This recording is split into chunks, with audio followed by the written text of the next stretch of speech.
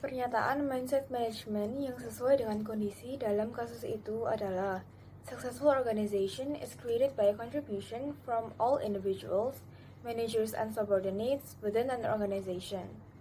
Arti dari manajemen mindset ini adalah bahwa organisasi yang sukses dibentuk dari kontribusi semua individu, seperti manajer dan karyawan dalam sebuah organisasi.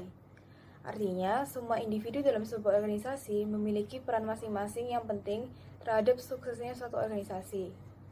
Peran masing-masing karyawan dalam suatu organisasi melengkapi satu sama lainnya.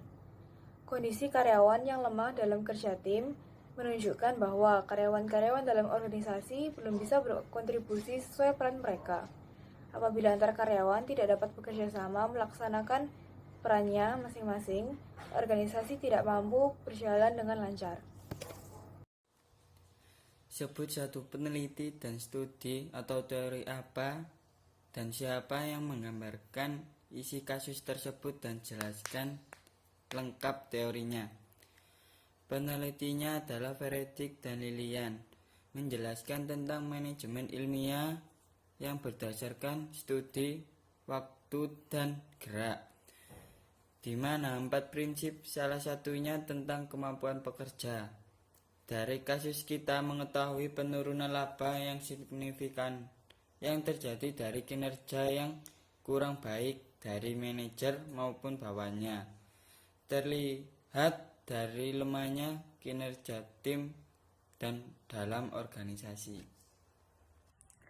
Oleh karena itu, permasalahan terjadi karena kurangnya kemampuan bekerja dari manajer maupun bawahannya. Dapat dilihat juga dari teori Follett yang menjelaskan tentang pentingnya berkomunikasi antar manajer maupun bawahannya, yang mengharuskan bekerja secara harmonis untuk mencapai suatu tujuan. Kasus ini digambarkan oleh Follett dengan teori tersebut. Peran yang cocok untuk mengatasi masalah kerja tim yang lemah adalah peran interpersonal. Karena di sini peran seorang manajer untuk memberikan informasi, ide, atau gagasan baru dan juga menjalin komunikasi yang baik untuk membantu membangun kinerja yang baik bagi tim yang bekerja dengan manajernya. Dalam interpersonal sendiri, terdapat 3 hal yang dapat membantu membangun kinerja manajer di peran interpersonal, yaitu 1. Figurehead, 2. Pemimpin, dan yang ketiga penghubung.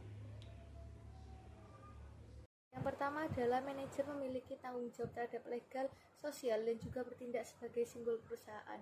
Lalu yang kedua adalah manajer sebagai pemimpin, di mana seorang manajer bertugas untuk menyeleksi dan melatih karyawan, serta mengelola kinerja dan memotivasi karyawan.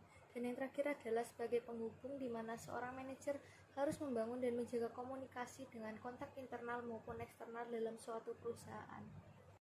Pertanyaan keempat yaitu bagaimana tingkatan manajer berkaitan dengan keterampilan manajerial. Nah, jawabannya dapat kita simpulkan lewat skema yang telah kami tampilkan di PowerPoint.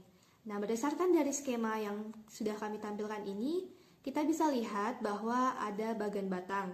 Bagan batang ini menunjukkan keterampilan manajerial, sedangkan di sisi kiri bagan batang ini ada tingkatan manajerial.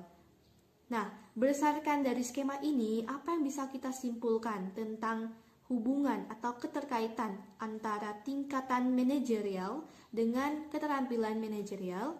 Nah, yang bisa kita simpulkan adalah yang pertama, semakin tinggi tingkat manajerial, maka semakin tinggi pula atau semakin diperlukannya pula keterampilan konsep. Kalau kita lihat di skema, pada keterampilan konsep ada tanda panah ke atas. Nah, tanda panah ke atas ini menunjukkan bahwa pada tingkat manajerial yang semakin tinggi, keterampilan konsep semakin diperlukan. Yang kedua, kita lihat dari skema pada human skills tidak terdapat tanda panah, artinya semua tingkatan manajer perlu keterampilan tersebut. Yang ketiga, kita lihat dari skema pada technical skills terdapat tanda panah ke bawah, artinya semakin rendah tingkat manajernya, maka semakin tinggi atau semakin diperlukannya keterampilan tersebut. Apa pendapat kalian tentang manajemen pemerintahan terkait kasus Joko Chandra? Dalam kasus ini, kronologi singkatnya, Joko Chandra melakukan tindak pidana korupsi senilai 546,1 miliar di Bank Bali pada tahun 1999. Ia ditangkap dan pada tahun 2000 ia dibebaskan. Lalu kasus ini tidak segera diselesaikan hingga tahun 2020 kemarin. Akhirnya kasusnya selesai.